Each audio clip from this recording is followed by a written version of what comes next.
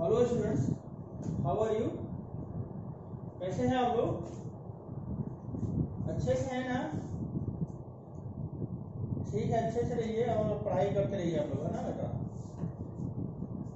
आज का जो टॉपिक है बेटा, today will be discussed about the unit cell unit of the life. Cell unit of the life का एक रिवीजन टॉपिक था न्यूक्लियस का। न्यूक्लियस की हम लोग आज स्टडी करेंगे। Nucleus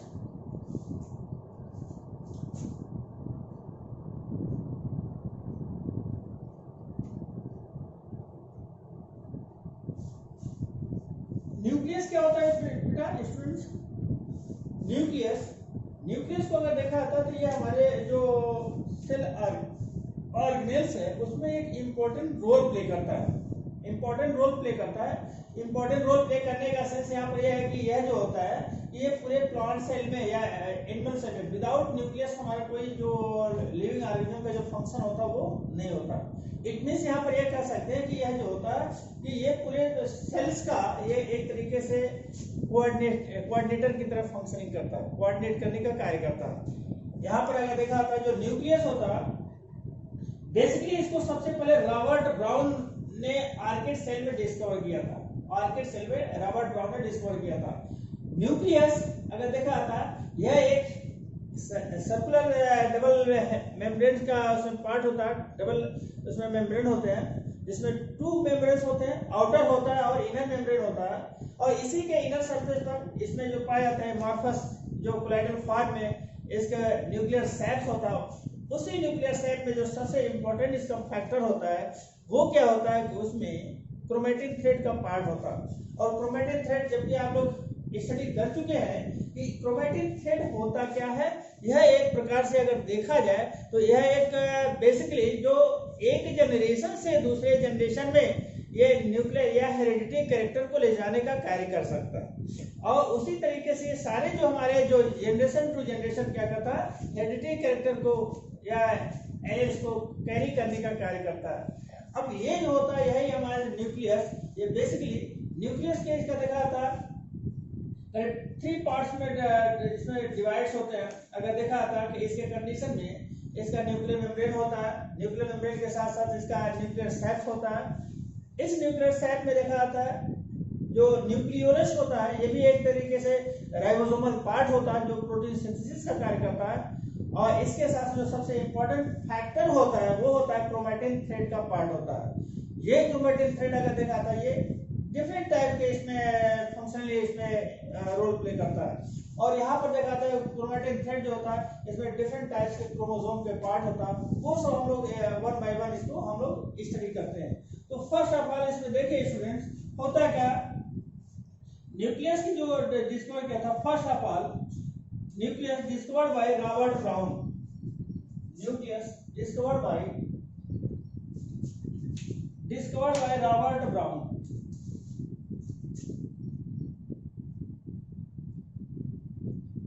Discovered by Robert Brown in orchid cell. In orchid cell. इसको ऑर्किड सेल में इसको उन्होंने डिस्कवर किया था। रॉबर्ट ब्राउन ने इसको क्या किया था ऑर्किड सेल में डिस्कवर किया था। इसके साथ ही साथ देखिए जो होता है बेटा इसमें बेसिकली अगर देखा जाता है इसके डिफरेंट पार्ट्स होते हैं। न्यूक्लियस जो होते हैं बेसिकली ये यूकैरियोट्स में प्रेजेंट होते हैं। It present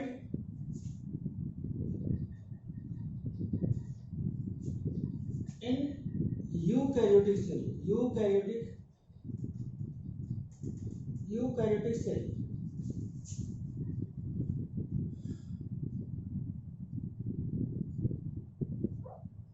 but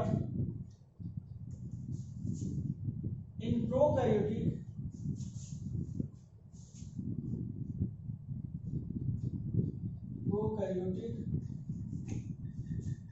two nuclei are absent होता है। इसमें जो होता है बेटा हमने ऑलरेडी बताया था कि इसमें जो होते हैं ट्रू न्यूक्लियाई एब्सेंट होता है। ट्रू न्यूक्लियाई का इट मींस क्या होता है कि ट्रू न्यूक्लियाई में देखा था डबल हेलिकल इसका डबल मेम्ब्रेन होते हैं, आउटर मेम्ब्रेन और इनर मेम्ब्रेन होता है, न्यूक्लियर शेप होते हैं, क्रोमैटिन थ्रेड होता है, इसके न्यूक्लियोलस का पार्ट होता है। ये सारे जो पार्ट्स होते हैं बेसिकली ये न्यूक्लियर शेप में अवेलेबल होते हैं। बट अगर देखा होता है ये डायरेक्ट, अगर प्रोकैरियोटिक की बात करते हैं तो प्रोकैरियोटिक में क्या होता है कि इसमें ये डायरेक्ट साइटोसोल में वो क्या करता है, डिसॉल्व होता है, इसमें किसी भी प्रकार का मेम्ब्रेन नहीं पाया जाता है। मैच्योर इसमें देखा था मैच्योर आरबीसी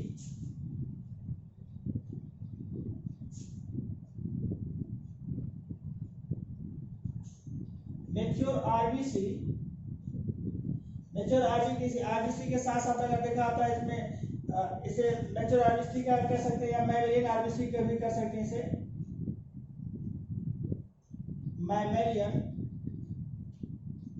आरबीसी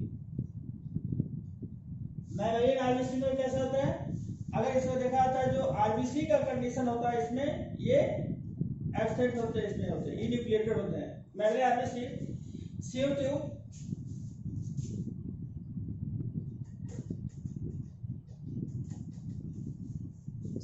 में किसका होता है, यह एक तरीके से देखा था फ्लोएम का पार्ट होता है। इसके साथ जो होता है देखा था सीव ट्यूब में भी एक स्पेशल कैरेक्टर होता है जो होता है, ये क्या कहते हैं कि यहाँ पर भी अगर देखा आता है सीव ट्यूब में फ्लोएम का जो होता है हमेशा क्या करता है, ये कंडक्शन ऑफ उसमें कार्य करता है ना मिनरल्स का, तो उस तरीके से इसमें एब्सेंट होता है। इसके साथ प्लेटलेट्स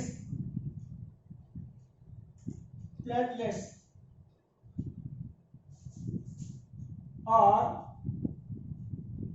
इन्यूक्लिएटेड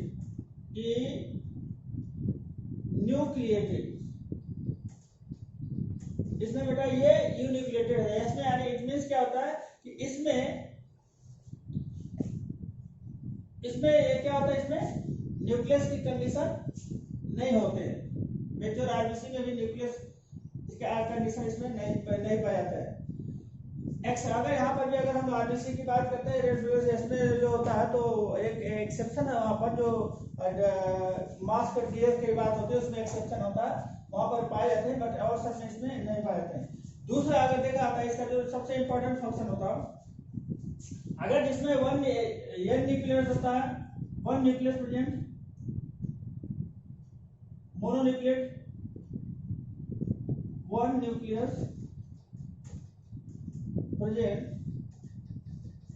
क्या होता है मोनोन्यूक्लिएट,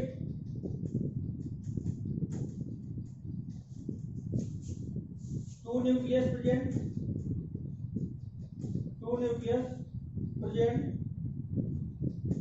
ये होता है बाइन्यूक्लिएट,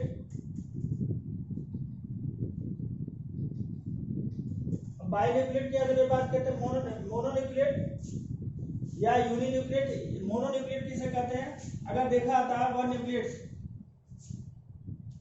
मोनोन्यूक्लिएट कर सकते हैं या इसे यूनि भी कर सकते हैं, यूनिन्यूक्लिएट भी कर सकते हैं। और सबसे इंपॉर्टेंट कौन सा था इसका जो होता है प्रोटोजोअन्स में, इसे एग्जांपल होता है इसका प्रोटोजोआ में अमीबा हो गया, यूग्लिना हो गया, ये सब में होते हैं। बट एक्सेप्शन जो होता है बाइन्यूक्लिएट कैसा होता है, इसमें एग्जांपल होता है पैरामीशियम, ये तो बाइन्यूक्लिएटेड होते हैं। इसी तरीके से अगर देखा आता है जो ट्राइन्यूक्लिएटेड की अगर बात कर लेते हैं, ट्राइन्यूक्लिएटेड में ट्राइन्यूक्लिएटेड जब WBC का इसका पार्ट होता है ट्राइन्यूक्लिएटेड,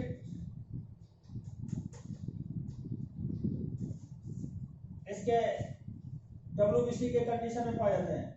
WBC में ट्राइन्यूक्लिएटेड प्रेजेंट इन WBC।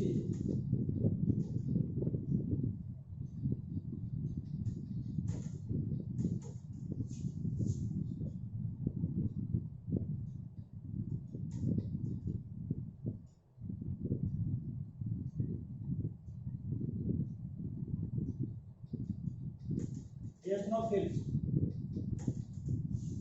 ट्राई होता है। इसके साथ साथ ट्राई न्यूक्लिएटेड साथ साथ अगर देखा आता है जो, अगर बात करें तो बेटा मल्टी न्यूक्लिएटेड की, अगर बात करते हैं मल्टी न्यूक्लिएटेड की, मल्टी न्यूक्लिएटेड कौन सा होते हैं? मल्टी न्यूक्लिएटेड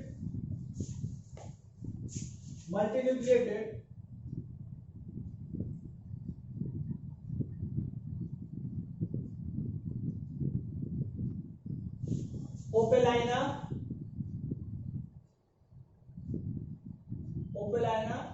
ये एक प्रकार से प्रोटोजोन्स होते हैं। इसके साथ साथ स्केलेटल सेल, ओपेलाइना स्केलेटल सेल,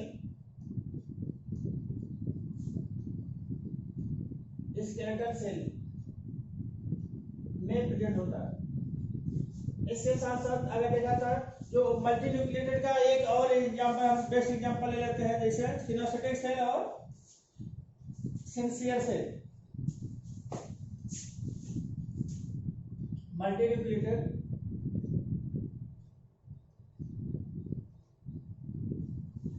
इसमें भी होता है, टू टाइप्स होते हैं। अगर देखा होता है, एक सिनोसिटिक सेल होता है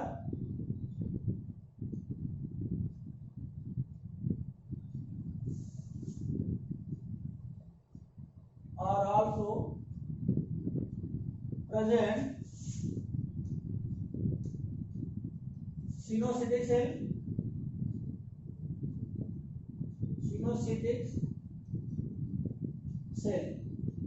and सिनसियर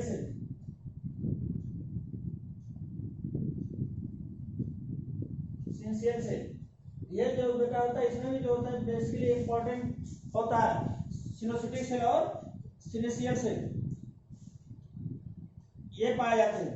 इसके साथ जो होता है पोजीशन, अगर देखा होता है, पोजीशन की बात करते हैं, सिनसियर सेल जो होता है सब दोनों पाए जाते हैं। सिनोसिटिक सेल मल्टी न्यूक्लिएटेड टाइप के होते हैं। इसके साथ मल्टी न्यूक्लिएटेड में अगर देखा आता है जो ट्राई के साथ साथ अगर देखा आता है बेसोफिल, एस्नोफिल, न्यूट्रोफिल्स में कहता होता है न्यूट्रोफिल्स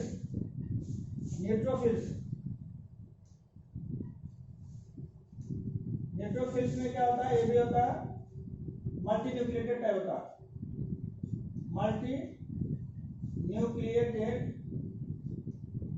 टाइप ये भी होता है। सिनसियर सेल भी होता है, एक मल्टी न्यूक्लिएटेड टाइप का पार्ट होता है। इसके साथ साथ देखते हैं बेटा, अगर न्यूक्लियस जो होता है, न्यूक्लियस कैसा होता है? Nucleus present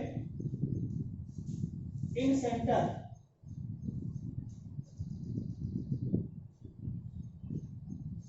is known as centric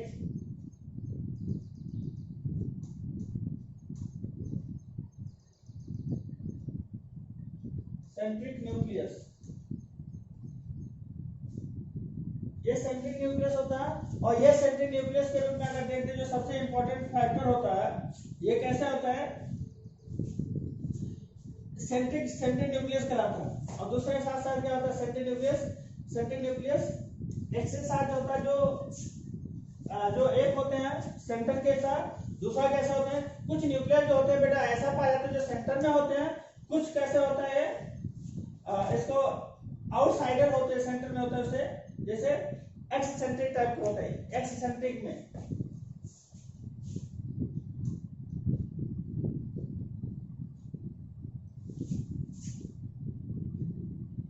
some nucleus are eccentric type,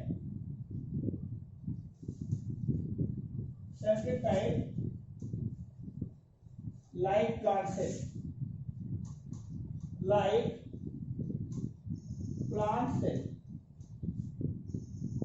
ये इस तरीके से इसका पार्ट पाया था। अब देखिए दूसरा जो होता है इसका, नेक्स्ट इसका हम देख लेते हैं जो दूसरा सबसे इंपॉर्टेंट फैक्टर होता है बेटा, शेप की बात करते हैं। शेप कैसा होता है? शेप में देखिए न्यूक्लियस का जो शेप होता है ये कैसा होता है? ये बेसिकली ये राउंडेड होता, राउंडेड। और राउंडेड होने का सेंस क्या होता है, यह जो होता पूरे साइटोप्लाज्म में, साइटोप्लाज्म में क्या होता है, सराउंडेड होता, साइटोप्लाज्म में ये सराउंडेड होता यानी कवर्ड होता। Shape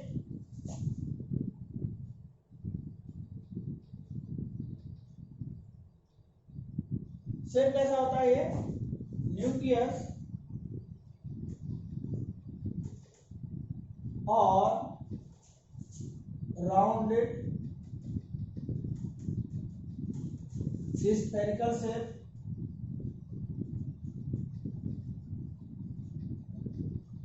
Oval shape, Oval shape, spherical shape, Oval shape circular condition में पाया जाता है।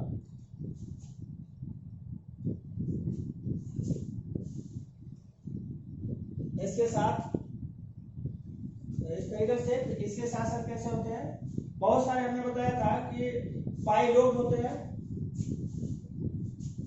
Spherical shape, Oval shape, bilobe, bilobe, इसके बाद बाइलोब, ट्राइलोब भी होता है, बाइलोब, ट्राइलोब, बाइलोब, ट्राइलोब,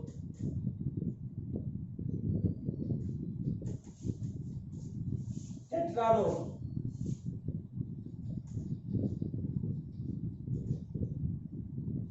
एक्सेट्रा। अगर हम लोग बाइलोब की बात करते हैं बेटा, इसमें क्या होता है, ओवल शेप होते हैं, सराउंडेड होते हैं, ओवल शेप, स्फेरिकल। दूसरा होता है बाइलोब में क्या होता है, हमने बताया, या बाइलोब, टेट्रालोब। बाइलोब को हम हार्ट टू से भी कहते हैं। बाइलोब का क्या मतलब होता है, ये इस तरीके से होता है, टेट्रालोब। इसी में एक और लिख सकते हैं, बाइलोब में हार्स टू से, हार्स टू से, एक्सेट्रा। अब ये जो होता है, ये बेसिकली कैसा होता है स्टूडेंट, ये बाइलोब भी होता है और ये टेट्रा ऐसे हार्स टू से पेज है। इसे हम बाइलोब में कह सकते हैं, बाइलोब एंड हार्स टू से, हार्स टू से, टू से।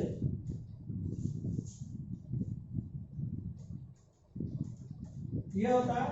ट्राइलोब में कैसा होता है बेटा, इसका अगर ट्राइलोब की बात करते हैं,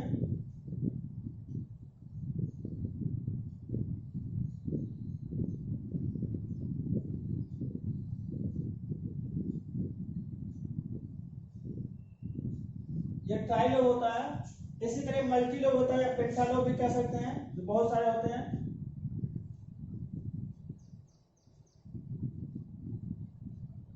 मल्टीलोब भी होता है इस तरीके से।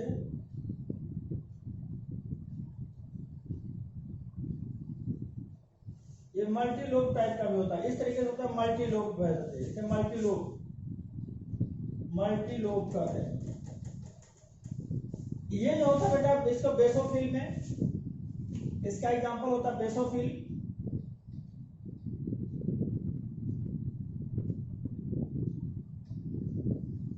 इसका होता है एस्नोफिल,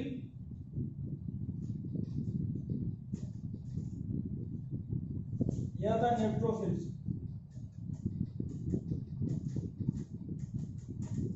ये जो होता है इसका एग्जांपल होता है बेटा। ये स्टेप के साथ साथ होता है, स्टेप के साथ साथ अगर देखिए, इसका जो दूसरा है, इसका जो इम्पोर्टेंट फैक्टर होता है स्टेप के साथ साथ, अब हम लोग इसका स्ट्रक्चर में देखते हैं। स्ट्रक्चर कैसा होता है,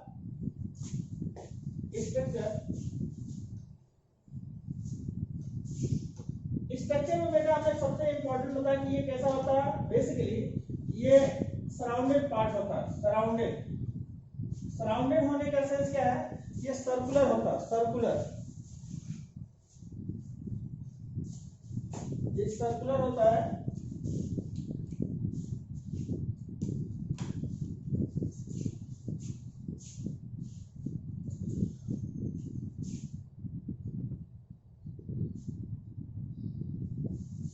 स्ट्रक्चर देखते हैं, न्यूक्लियस का स्ट्रक्चर।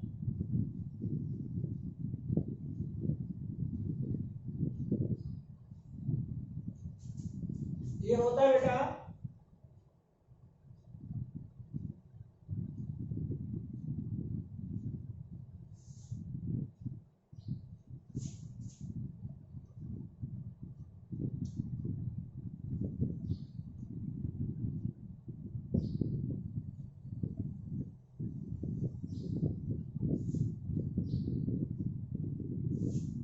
ये इसका पार्ट होता है बेटा। इसमें देखिए होता कैसा है,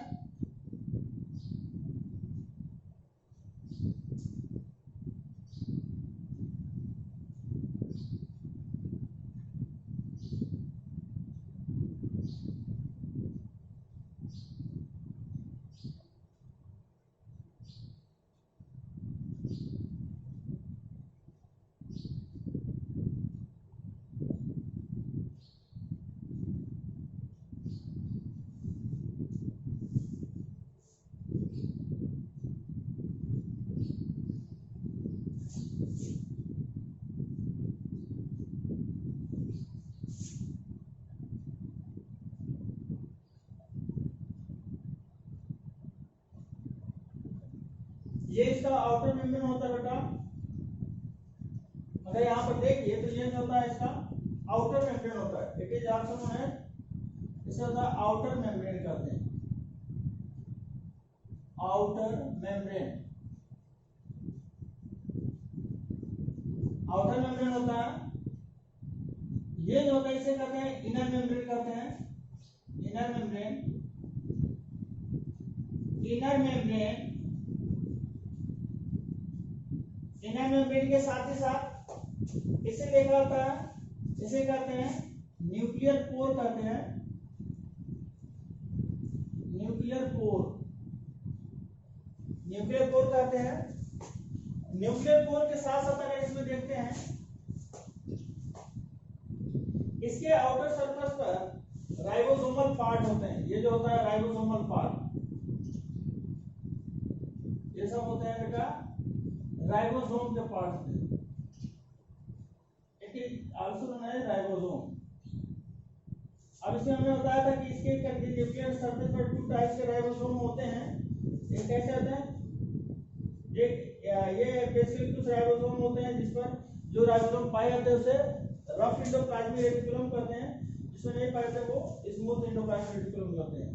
ये जो होता है बेटा इसमें अगर देखिए ये न्यूक्लियर सैक का कंडीशन होता है, न्यूक्लियर सैक ये अमार्फस टाइप का इसमें होता है, अमार्फस।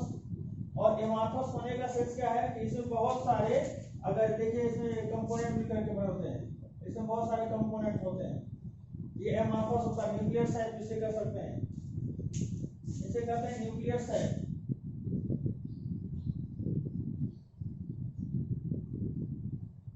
न्यूक्लियर सैक कह सकते हैं। ये कैसा होता है, एमार्फस होता है, एमार्फस, एमार्फस, एमार्फस होता है। इसी के साथ ही साथ इसमें बहुत से इसका जो कुछ जगह पर होता है राइबोसोमल पार्ट होता है, जो न्यूक्लियोलस का पार्ट होते हैं। ये डेंस न्यूक्लियर, ये डेंस राइबोसोमल पार्ट होता है, डेंस होता है, ये डेंस होता है, राइबोसोम का पार्ट होता है।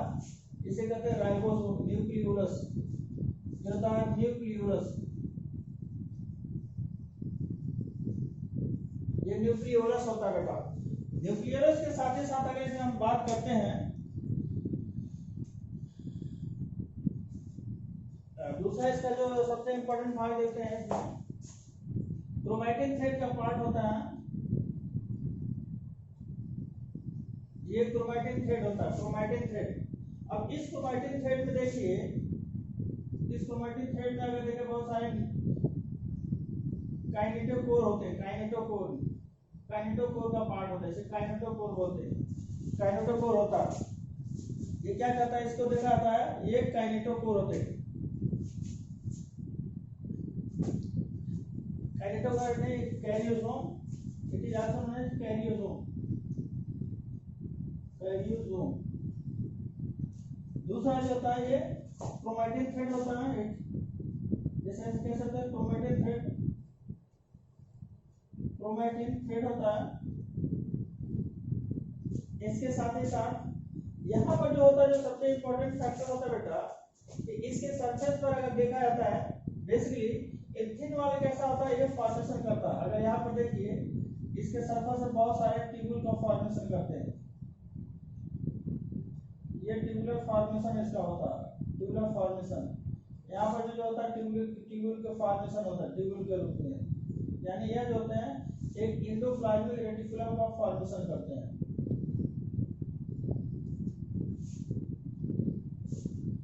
अब यह एक दूसरे से अटैच होते हैं, ये एक दूसरे से अटैच होकर के एक फॉर्मेशन कर देते हैं इसका। ये इस तरीके से बनाते हैं। अब यहाँ पर जो होता है ये कैसा फॉर्मेशन करते हैं, ये एंडोप्लाज्मिक रेटिकुलम, ये साइटोस्केलेटन की तरह फंक्शनिंग करते हैं। ये कैसे होते हैं, साइटोस्केलेटन, यानी ये एंडोप्लाज्मिक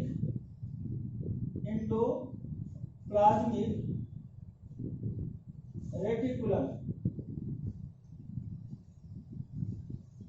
एंडोप्लाज्मिक रेटिकुलम। और इसके भी सरफेस पर जो होता है, इसमें टू टाइप्स हमने बताया था, ये टू टाइप्स होते हैं, एक रफ होता है, एक रफ होता है, और दूसरा क्या था, स्मूथ होता है, स्मूथ। अब रफ में जो होता है इसमें राइबोसोम प्रेजेंट होता है, राइबोसोम प्रेजेंट होता है, और इसमें राइबोसोम क्या होता है, एब्सेंट होता है, राइबोसोम एब्सेंट।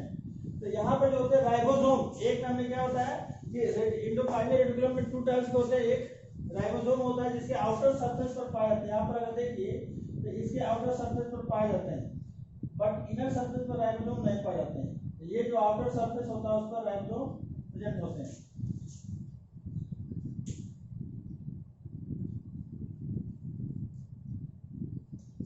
प्रेजेंट होते हैं बेटा, तो इस तरीके से इसका फॉर्मेशन करते हैं।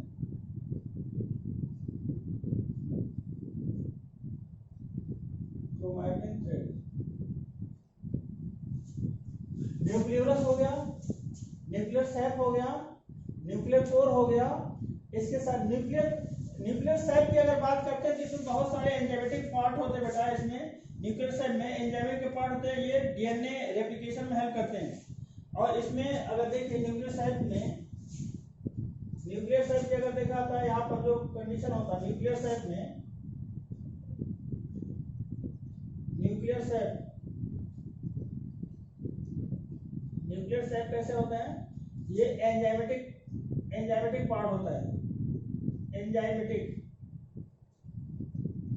एंजाइमेटिक पार्ट होता है, जो क्या करता है, ये डीएनए रेप्लिकेशन में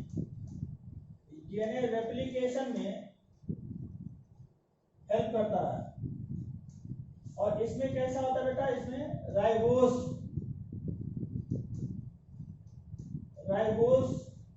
और डीऑक्सीराइबोस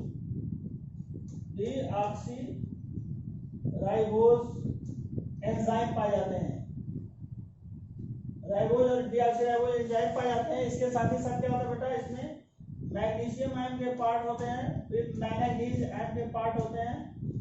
इसके साथ फॉस्फेटेज की कंडीशन होता है, फॉस्फेटेज।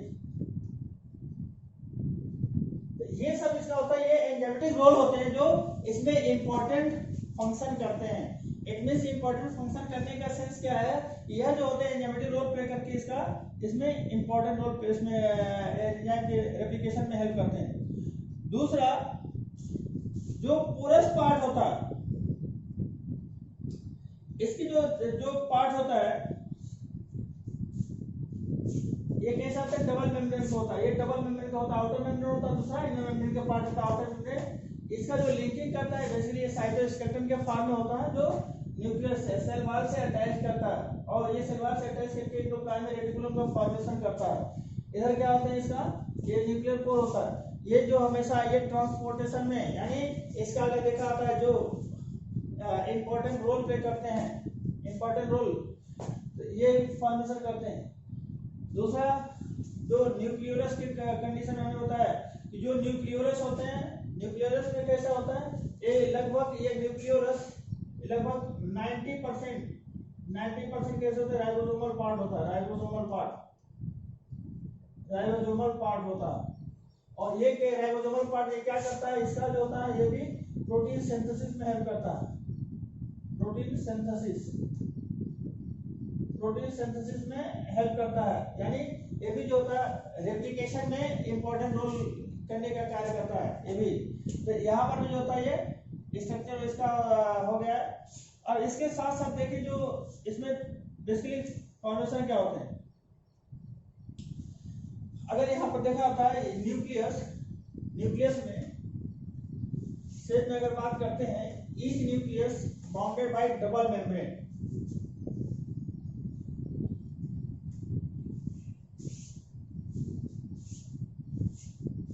ईच न्यूक्लियस बाउंडेड, यहाँ पर देखिए ईच न्यूक्लियस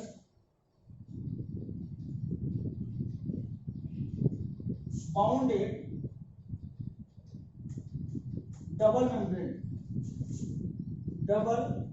मेम्ब्रेन। फर्स्ट होता है एक आउटर मेम्ब्रेन होता है, outer membrane and inner membrane होता है, इनर मेम्ब्रेन। अगर हम लोग बेटा इसका आप देखते हैं, जो स्ट्रक्चर देखते हैं तो वो कैसा होता है, बेसिकली यह जो होता है ये आउटर मेम्ब्रेन होता है। अगर देखिए इसका जैसे मान लो इसका दो पार्ट बनाते हैं, दो पार्ट है, एक होता है इसका आउटर मेम्ब्रेन ये, दूसरा इसका आउटर मेम्ब्रेन, ये एक आउटर मेम्ब्रेन होता है, दूसरा इनर मेम्ब्रेन होता है।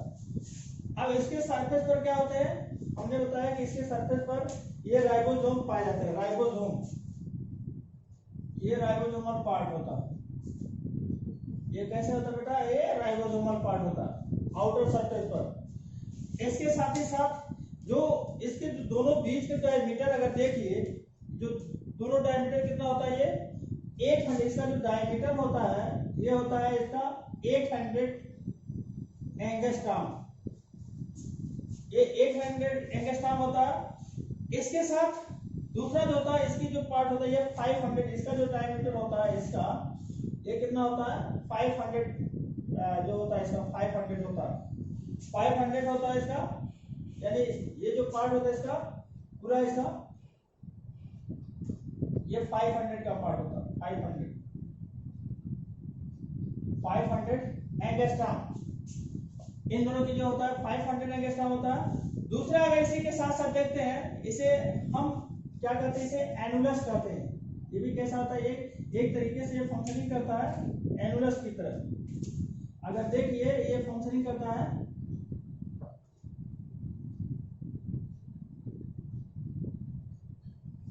ये एनुलस की तरह फंक्शनिंग करता है बेटा, एनुलस।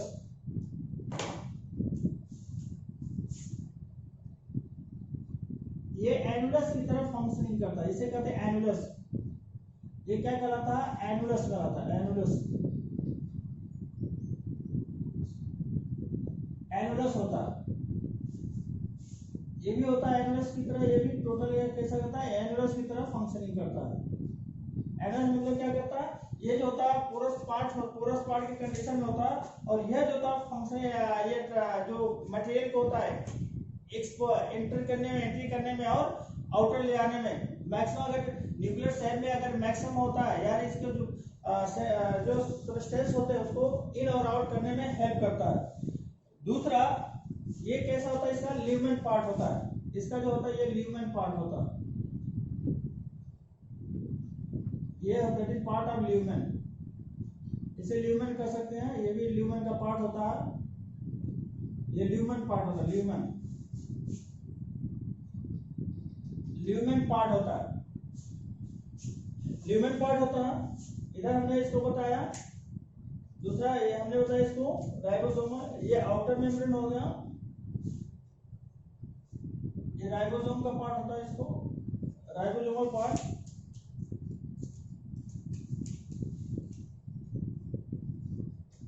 राइबोसोम हो गया, क्योंकि सभी आउटर सरफेस पर राइबोसोम पाए जाते हैं। इसके साथ साथ क्या होता है, ये आउटर मेम्ब्रेन हो गया, outer membrane,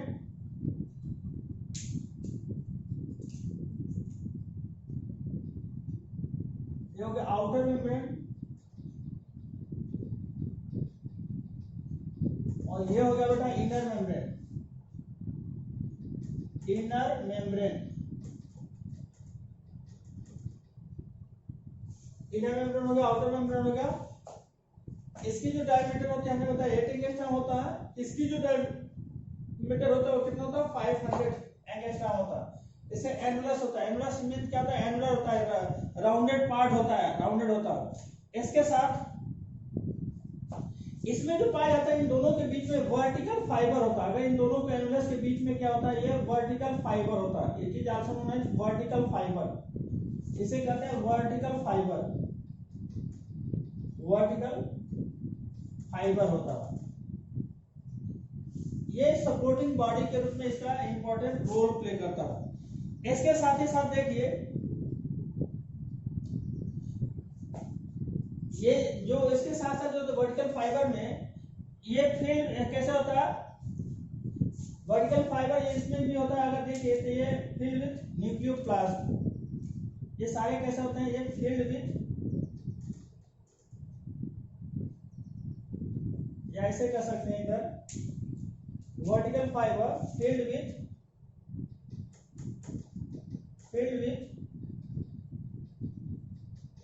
nucleoplasm, filled with nucleoplasm, ये इसका पार्ट होता है बेटा। तो बेसिकली इसमें देख लीजिए कैसा होता है। हमने बताया कि अगर हम लोग इसका, हमने बताया कि ये इतना दो इसको लेकर के हम बनाते हैं इसका, जो अगर देखिए ये कैसा होता है। अगर हम एक इसका सेक्शन हम देखते हैं, ये दो सेक्शन, दो पार्ट है इसका, एक इतना लेकर के ये जो दिखाई देता है इतना हम इसको रिप्रेजेंट किए हैं। तो ये जो होता है ये बेसिकली जो न्यूक्लियर मेम्ब्रेन होता है कैसा होता है, एक आउटर मेम्ब्रेन होता है, आउटर मेम्ब्रेन, दूसरा क्या होता है इनर मेम्ब्रेन होता है। अपर जो होता है आउटर मेम्ब्रेन, लोअर जो होता है ये इनर मेम्ब्रेन होता है।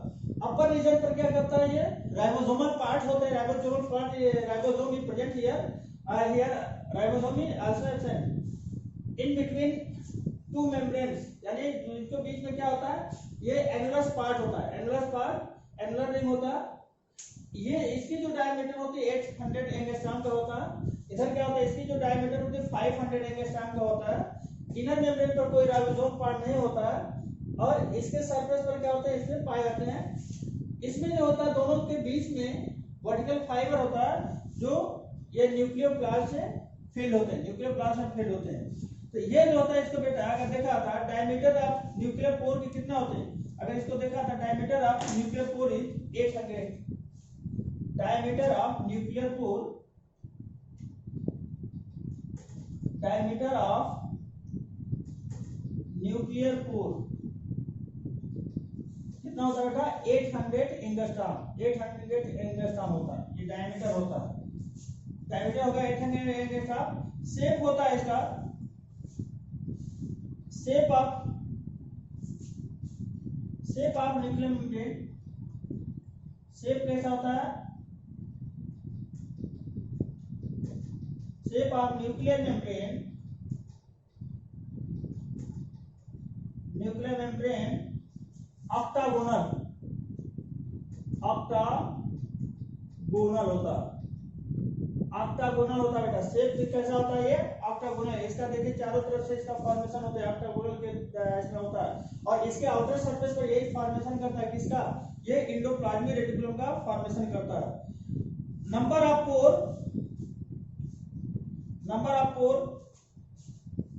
इसमें अगर देखिए नंबर ऑफ पोर, अगर न्यूक्लियस में जो नंबर होते हैं पोर के कितना होता है, ये 1000 से ये बेसिकली 1000 से लेकर 10000 पर न्यूक्लियस होता है। नंबर ऑफ पोर 1000 टू 10000 पर न्यूक्लियस,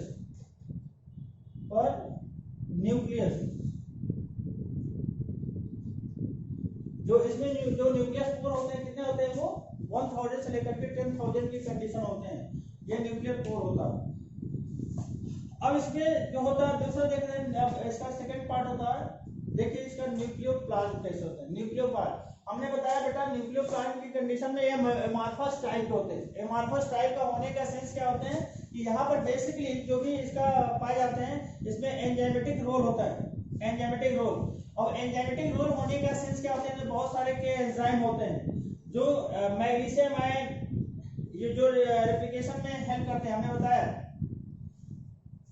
ये बहुत सारे एंजाइमेटिक पार्ट होते हैं जो इसमें इंपॉर्टेंट रोल प्ले करते हैं। न्यूक्लियर सैक होता है, डीएनए रेप्लिकेशन के लिए हेल्प करता है। राइबोज होता है, इसके साथ साथ डीऑक्सीराइबोज होता है, मैग्नीशियम आयन होते हैं और इसका मैंगनीज आयन होते हैं। तो इस तरीके से इसमें देखिए ये भी इंपॉर्टेंट रोल प्ले करता है। अब देखिए इसमें होता क्या है, बेसिकली अगर देखिए जो सबसे इंपॉर्टेंट फैक्टर होता है न्यूक्लियोप्लाज्म की बात करते हैं, हो गया बेटा। इसे न्यूक्लियोप्लाज्म में सेटअप करते हैं न्यूक्लियोप्लाज्म।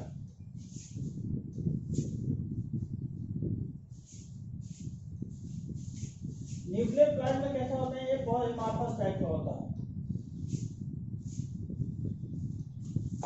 न्यूक्लियोप्लाज्म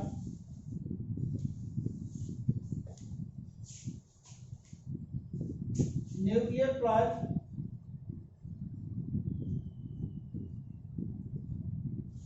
न्यूक्लियोप्लाज्म कर सकते हैं, आप न्यूक्लियर सेल कर सकते हैं। न्यूक्लियर सेल ये कैसा होता है बेटा, ये एंजाइम रिच होता है। इट इज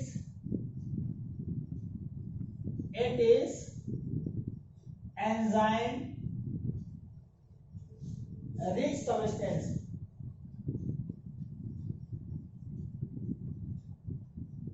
ये एंजाइम रिच सब्सटेंस होता है बेटा। और ये एंजाइम किसमें क्या होता है, which help in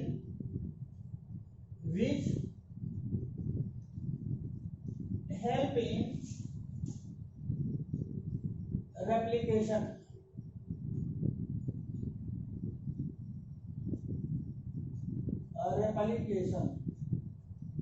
अगर इसको देखा तो ये रेप्लिकेशन में इंपॉर्टेंट रोल प्ले कर सकते हैं।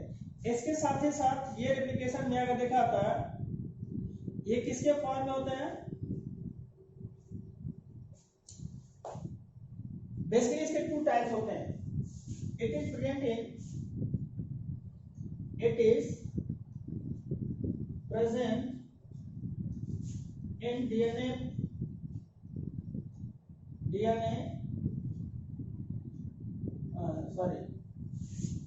RNA polymerase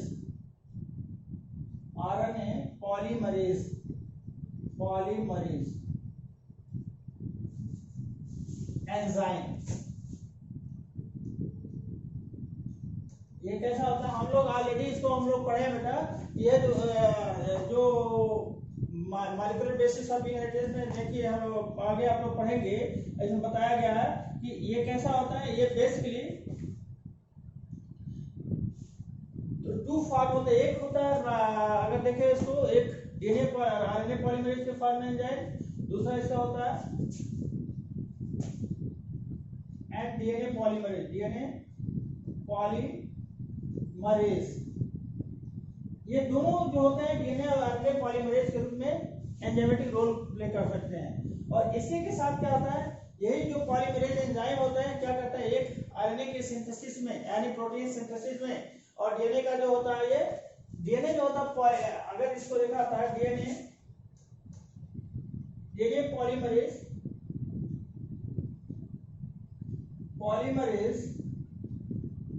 help in replication while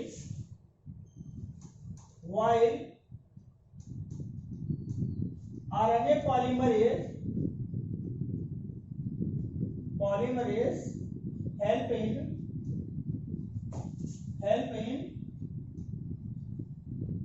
protein synthesis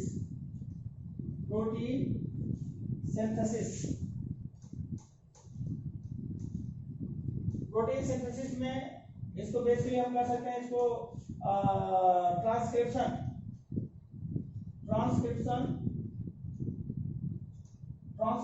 and translation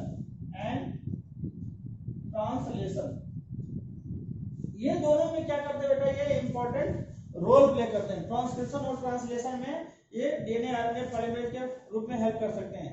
इसके साथ ही साथ जो होता है इसमें जो प्रेजेंट होते हैं, इसके साथ साथ इसमें मैग्नीशियम आयन होते हैं, इसके साथ साथ मैग्नीशियम आयन प्रेजेंट होते हैं, मैग्नीशियम आयन के साथ मैग्नीज आयन प्रेजेंट होते हैं।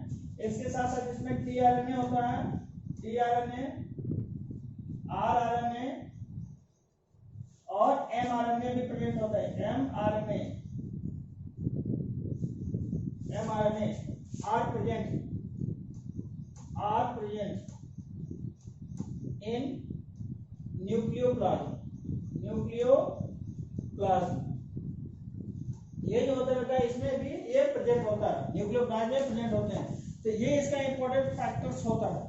अब इसमें देखिए न्यूक्लियोलस की बात कर लेते हैं। इसका थर्ड पार्ट होता है, हमने बताया फर्स्ट होता है मेम्ब्रेन का, फर्स्ट पार्ट हमने बताया न्यूक्लियर मेम्ब्रेन, इसका हमने फर्स्ट पार्ट बताया था। ये देखिए ये न्यूक्लियर मेम्ब्रेन का था, ये न्यूक्लियर मेम्ब्रेन, न्यूक्लियर मेम्ब्रेन, ये न्यूक्लियर मेम्ब्रेन का था।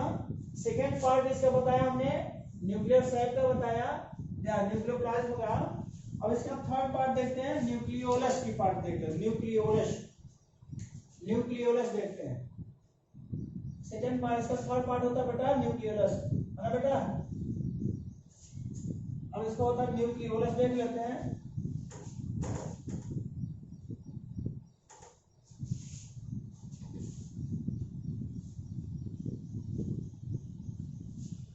न्यूक्लियोलस, न्यूक्लियोलस में कैसे आता है, न्यूक्लियोलस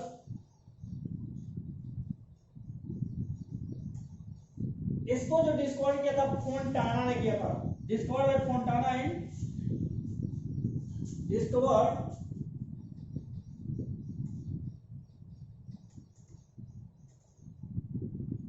बाय फोंटाना,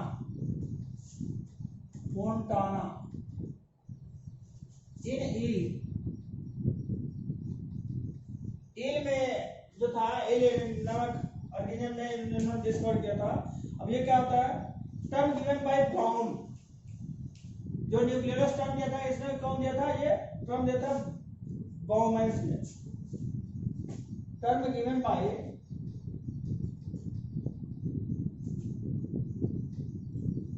बाउमैन्स,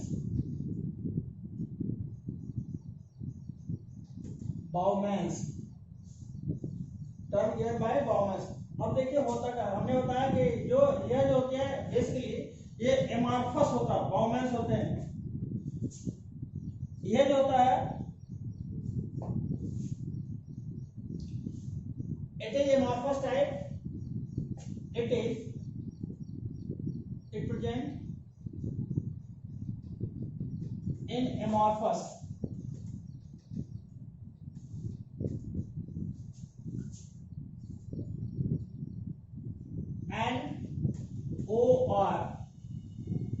NOR के रूप में पाया जाता है, एमॉर्फस NOR। NOR क्या होता है, न्यूक्लियर ऑर्गेनाइजर रीजन होता है, न्यूक्लियर ऑर्गेनाइजर रीजन। NOR को अगर देखिए इसमें क्या कर सकते हैं, बेसिकली यह न्यूक्लियर ऑर्गेनाइजर रीजन NOR होता है nuclear organiser region, nuclear organiser region के रूप में यह पाया जाता है। अब न्यूक्लियर ऑर्गेनाइजर रीजन का मतलब क्या होता है कि यहाँ पर जो होता है इसमें कोई मेम्ब्रेन नहीं पाया जाता। फर्स्ट ऑफ ऑल इसका जो पाया जाता है, अगर देखिए इसमें किसी प्रकार का मेम्ब्रेनस पार्ट नहीं होता।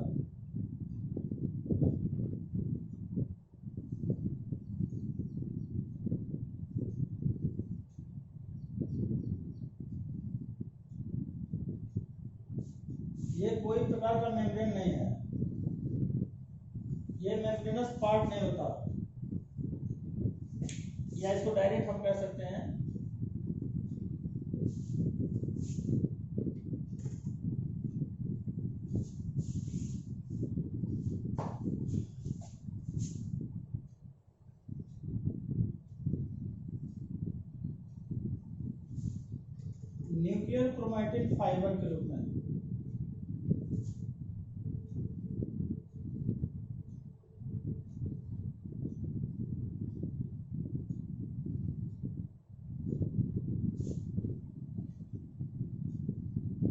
ये कैसा होता है बेटा, ये होता है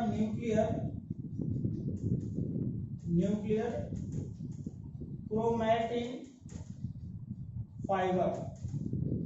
ये न्यूक्लियर क्रोमैटिन फाइबर होता है, इसे न्यूक्लियर मेम्ब्रेन नहीं कर सकते, न्यूक्लियर क्रोमैटिन फाइबर होता है। और ये क्या होता है, एमार्फस न्यूक्लियर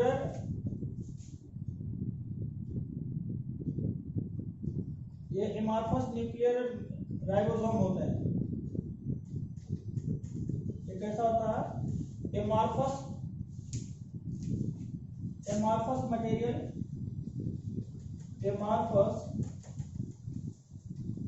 मटेरियल, और ये मटेरियल कैसा होता है, हमने बताया कि ये कैसा होता है, राइबोसोमल पार्ट होते हैं। इसमें कौन सा होता है material, ribosomal RNA, material granular RNA का पार्ट होता है। ये सबसे इंपॉर्टेंट पॉइंट है बेटा। ये एमार्फस होता है, एमार्फस मटेरियल के फॉर्म में होता है, जिसे हम ग्रैनुलर राइबोसोमल आरएनए कह सकते हैं। और ये जो होता है बेटा सबसे इंपॉर्टेंट फैक्टर क्या होता है, ये बेसिकली सिंथेसिस करता है। It help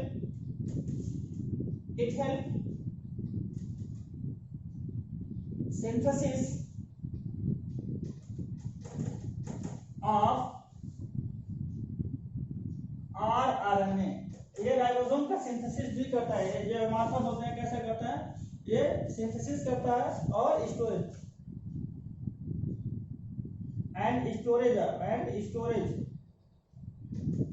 of RNA. ये सिंथेसिस भी करता है और स्टोरेज भी करता है। तो ये जो होता है इंपॉर्टेंट फैक्टर के रूप में इन्वॉल्व होता है। ये सिंथेसाइज करता है और इसका स्टोरेज भी करने का कार्य कर सकता है। अब इसमें जो देखिए जो सबसे इंपॉर्टेंट फैक्टर होता है, हमने बताया कि ये जो होते हैं इसमें इसका जो सबसे इंपॉर्टेंट, इसका फोर्थ पॉइंट होता है क्रोमैटिन का। देख लेते हैं क्रोमैटिन देख लेते हैं। क्रोमैटिन थ्रेड,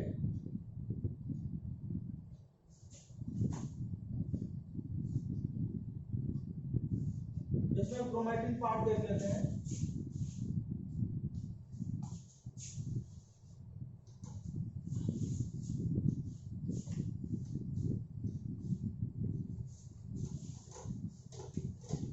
इसमें क्रोमोसोम का जो पार्ट होता है बेटा, सबसे इंपॉर्टेंट फैक्टर होता है क्रोमोसोमल पार्ट होता है। क्रोमैटिन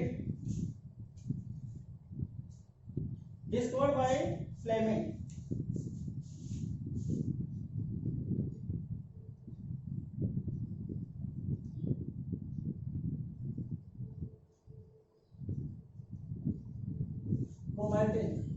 क्रोमैटिन थ्रेड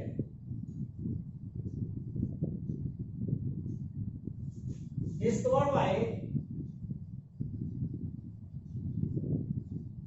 Fleming ने डिस्कवर किया था। और इसका इसी में जो क्रोमोसोम, इसका जो नाम दिया था वाल्डेयर ने। ये क्रोमोसोम के फॉर्म में होता ही है। ये होता है कैसे, क्रोमोसोम के form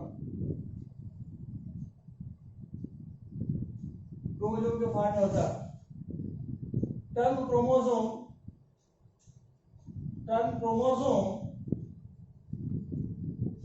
is given by Waldeyer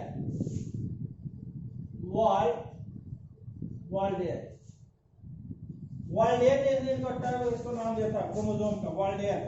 इसके साथ जो सबसे इंपॉर्टेंट फैक्टर होता है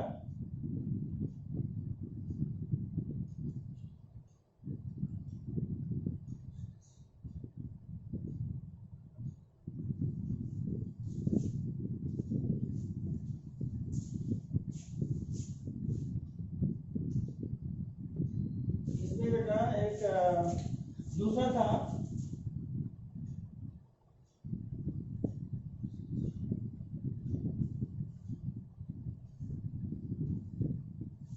एक और इसमें था बेटा, दूसरे थे क्रोमोसोम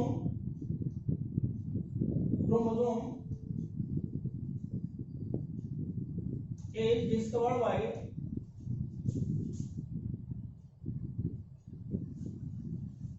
half mister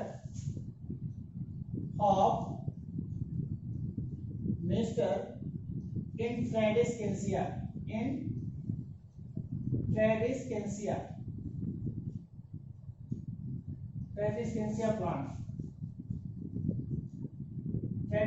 प्लांट में भी हाफ मिस्टर ने इसको खोज किया था, लेकिन जो टर्म दिया था इन्होंने किसने दिया था, वाल्डियर ने दिया था।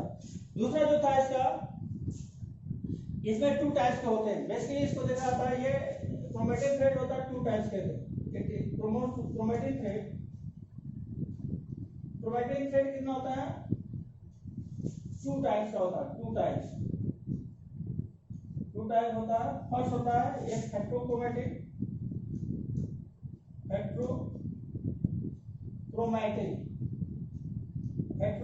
होता है, दूसरा होता है एक हेट्रोक्रोमेटिन कैसे होता है एक, इसमें अगर देखिए जो क्रोमेटिन का पार्ट है ये हेट्रोक्रोमेटिन, दूसरा यूक्रोमेटिन। हेट्रोक्रोमेटिन पार्ट देखिए, हेट्रोक्रोमेटिन होता है ये डार्क स्टेन को कंटेन करता है, हेट्रोक्रोमेटिन यहाँ पर हम लिख सकते हैं डार्क, दूसरा होता है यूक्रोमेटिन। ये जो होता है बेटा अगर देखिए ये डार्क स्टेन, ये कलर अगर किया जाता है ये डार्क स्टेन धारण करता है, ये जो होता है ये लाइट स्टेन को होता है, लाइट स्टेन ये कवर करता है। यानी जो होता है इसको अगर देखा जाता है ये जो इसका रिप्रेजेंटेशन होता है डार्क कलर में रिप्रेजेंट होता है, और वो जो होता है लाइट कलर में रिप्रेजेंट होता है। दूसरा इसका जो होता है ये एक्टिव, ये जो होता है शॉर्ट टाइम, ये शॉर्ट टाइम एक्टिव होता है, इसका जो एक्टिवेशन होता है शॉर्ट टाइम एक्टिव होता है।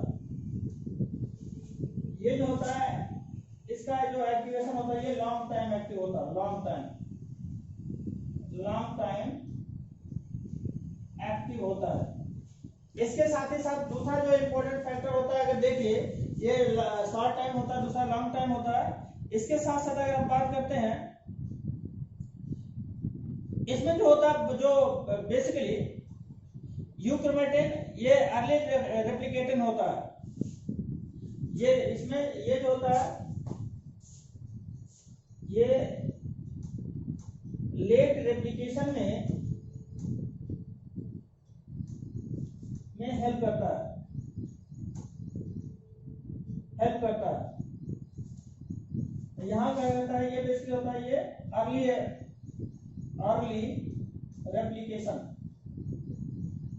रेप्लिकेशन में हेल्प करता है, यानी ये अर्ली रेप्लिकेशन के लिए एसोसिएट होता है। दूसरा क्या होता है ये लेट रेप्लिकेशन के लिए एसोसिएट होता है। अब था इसका जो आगे देखिए क्रोमोसोम का जो सबसे इंपॉर्टेंट फैक्टर,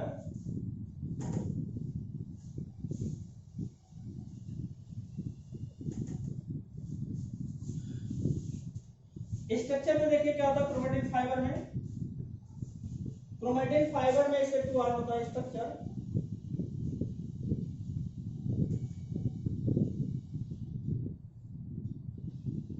स्ट्रक्चर में कैसा होता है बेटा, ये मेरे इसके 2 आर्म्स होते हैं, ये 2 आर्म होते हैं बेटा।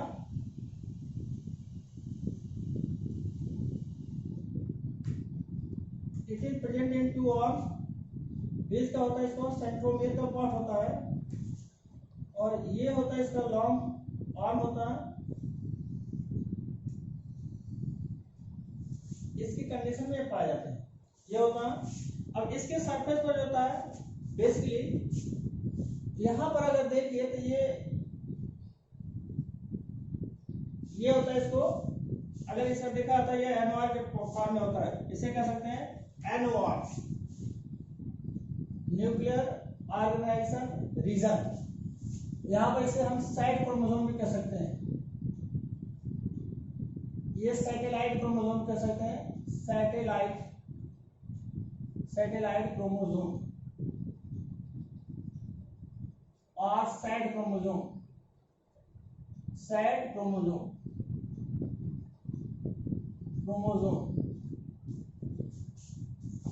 ये होता है इसका, इसमें देखिए जो होता है क्रोमोसोम का पार्ट, ये काइनेटोकोर होता है, इसमें काइनेटोकोर पाया जाता है। काइनेटोकोर इसे कहते हैं काइनेटोकोर। काइनेटोकोर होता है। काइनेटोकोर के साथ साथ क्या होता है, इसमें सेंट्रोमियर का पार्ट होता है। ये प्राइमरी कॉन्स्ट्रिक्शन भी होता है, प्राइमरी कॉन्स्ट्रिक्शन। ये प्राइमरी कॉन्स्ट्रिक्शन होता है। या इसके साथ कभी कभी क्रोमोसोम होता है, इसमें 2 टाइप्स के होते हैं, प्राइमरी भी होता है और सेकेंडरी भी होता है। प्राइमरी सेकेंडरी कॉन्स्ट्रिक्शन और सेकेंडरी कॉन्स्ट्रिक्शन। दूसरा, इसके जो वॉल होते हैं इसका बेटा, ये थिन वॉल होता है, इसे पेलिकल का बना होता है। इसमें जो वॉल्स पाए जाते हैं, थिन वॉल का पार्ट होता है। इसको देखिए, ये पेलिकल का पार्ट होता है, थिन वॉल। हालांकि ये लेयर का स्ट्रक्चर होता है, ये पेलिकल का पार्ट होता है। इसे पेलिकल होता है, पेलिकल मेम्ब्रेन का पार्ट होता है। अब इसके जो इनर सर्फेस में पाया जाता है, डीएनए क्रोमोसोमल पार्ट होते हैं। अगर इसको देखा जाता है, ये क्रोमोसोमल पार्ट होते हैं, ये भी पाया जाता है। ये डीएनए का पार्ट होता है। ये कैसे होता है, अगर इसमें देखा जाता है, इसमें डीएनए का पार्ट होता है, डीएनए का पार्ट होता है। और इसके ऊपर क्या होता है, क्रोमोमियर्स होते हैं। इसमें बहुत सारे क्रोमोमियर्स पाए जाते हैं। और इसमें देखिए छोटे छोटे इसमें क्रोमोमियर्स पाए जाते हैं, क्रोमोमियर्स पाए जाते हैं। ये सभी कैसे होते हैं, क्रोमोमियर्स होते हैं। ये सभी पाए जाते हैं बेटा, क्रोमोमियर्स। क्रोमोमियर्स, इसे हम जीन भी कह सकते हैं। इसे हम जीन का भी नाम दे सकते हैं, जीन कह सकते हैं, जीन। क्रोमोमियर्स होते हैं, जीन कह सकते हैं। इसके साथ ही साथ इसमें जो होता है क्रोमैटिड फॉर्म में से दूसरा इसका जो सबसे इंपॉर्टेंट फैक्टर होता है क्रोमैटिड का, इसके साथ साथ क्या है, काइनेटोकोर होता है, प्राइमरी कॉन्स्ट्रिक्शन होता है। ये सेंट्रोमियर का पार्ट भी होता है, सेंट्रोमियर का पार्ट कहलाता है सेंट्रोमियर। ये क्या करता है, इसका डुप्लीकेशन में या ये डिवीजन में हेल्प करता है। ये कैसा करता है, डिवीजन, ये डिवीजन में ये हेल्प करता है। प्राइमरी या सेकेंडरी डिवीजन में हेल्प करने का कार्य कर सकता है। इसके साथ साथ जो होता है, दूसरा जो होता है न्यूक्लियोप्लाज्म की कंडीशन में, अगर देखिए जो दूसरा इसका इंपॉर्टेंट फैक्टर होता है क्रोमोसोम में, क्रोमोसोम का हमने बताया कि पेलिकल थिन लाइक इसका मेम्ब्रेन होता है, चारों तरफ सराउंडेड होता है, पेलिकल से कवर्ड होता है। इसके साथ इसे काइनेटोकोर का पार्ट होता है। दूसरे सरफेस पर क्या होता है, 2 आर्म्स होते हैं, ये दोनों आर्म होते हैं। ये आर्म होता है, ये आर्म कहलाता है, आर्म होता है। ये भी आर्म होता है, ये भी आर्म होता है। सेंट्रोमियर होता है, इसमें काइनेटोकोर होता है, जिसे प्राइमरी ट्रांसक्रिप्शन का पार्ट होता है, जो डिवीजन में हेल्प करता है।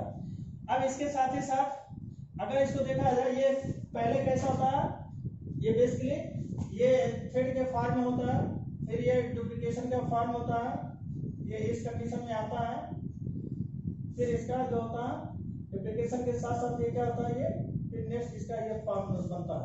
तो ये क्रोमैटिन थ्रेड का पार्ट होता है, क्रोमोसोम के रूप में इसको रिप्रेजेंट होता है। अब इसमें देखिए इसका जो अरेंजमेंट होता है पैलिंड्रोमिक, इसे कहते हैं। जो न्यूक्लियस का जो पार्ट होता है पैलिंड्रोमिक अरेंजमेंट, क्रोमोमियर्स जो होते हैं पैलिंड्रोमिक अरेंजमेंट भी कर सकते हैं इसे। इसमें होता है पैलिंड्रोमिक अरेंजमेंट, पैलिंड्रोमिक अरेंजमेंट होता है। तो ये जो होता है बेटा, इसका क्रोमैटिन थ्रेड के बारे में इसका थोड़ा सा स्टडी था। और इसका एक छोटा सा पार्ट और देख लीजिए, क्रोमोसोमल का जो टाइप होते हैं, कितने टाइप्स के होते हैं।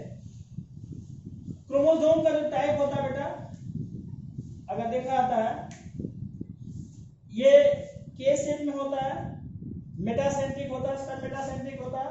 टाइप्स ऑफ क्रोमोसोम अगर देखिए तो टाइप्स ऑफ क्रोमोसोम भी देख लेते हैं, छोटा सा पार्ट है इसका। टाइप्स ऑफ क्रोमोसोम, सबसे types of chromosome, types of chromosome, पहला होता है मेटासेंट्रिक।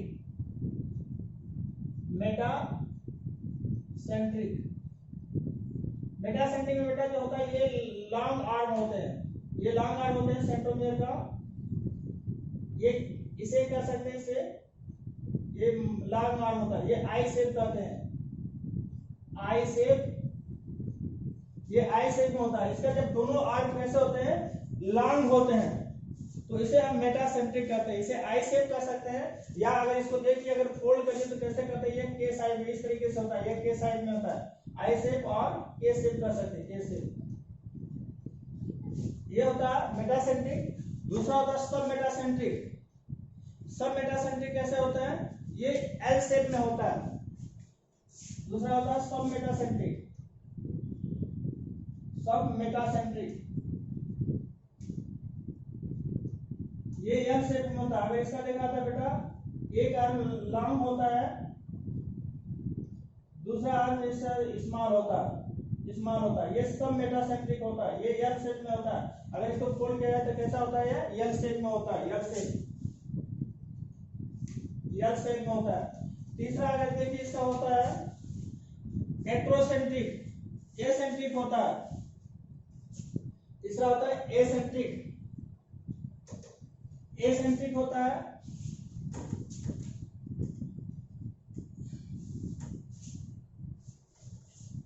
तीसरा होता है एसेंट्रिक, एसेंट्रिक होता है। एसेंट्रिक में कैसा होता है, एक आर्म लॉन्ग होता है और एक आर्म होता है बहुत छोटा होता है। ये जे शेप में कर सकते हैं, इसका जो शेप होता है जे शेप कर सकते हैं, जे शेप। अगर इसको फोल्ड करिए तो ये जे शेप में आ जाता है, जे शेप का फॉर्म में आता है। तो ये होता है एसेंट्रिक होता है, या acrocentric, sorry acrocentric, acrocentric. Acrocentric में कैसा होता है, ये जे शेप का होता है। इसके साथ होता है टीलोसेंट्रिक, लास्ट होता है ये टीलोसेंट्रिक, टीलोसेंट्रिक। टीलोसेंट्रिक में कैसा होता है बेटा, ये जो होता है एक आर्म उसका होता है और इसमें भी जो होता है छोटा सा एक होता है टीलोसेंट्रिक। ये भी इसी का फॉर्म होता है टीलोसेंट्रिक। ये भी आई शेप में कर सकते हैं या जे शेप में भी हो सकता है। एक होता है फिर तो एसेंट्रिक होता है, एसेंट्रिक। इसमें कोई इसका सेंट्रोमियर का जो पार्ट होता है इसमें एब्सेंट, दूसरा आर्म एब्सेंट होता है, ये नहीं पाते हैं, तो ये एसेंट्रिक टाइप का होता है। ये होता है आई शेप का होता है, हमने बताया आई शेप में भी होता है, आई शेप की कंडीशन में है। तो इस तरीके से जो होता है इसका डिवीजन होता है। तो इस तरीके से बेटा अब यहाँ हमारा जो यहाँ का जो इसका टॉपिक था न्यूक्लियस का, ये टॉपिक समाप्त होता है। और आप लोग इसे अच्छे तरीके से पढ़िएगा, ध्यान से पढ़िएगा।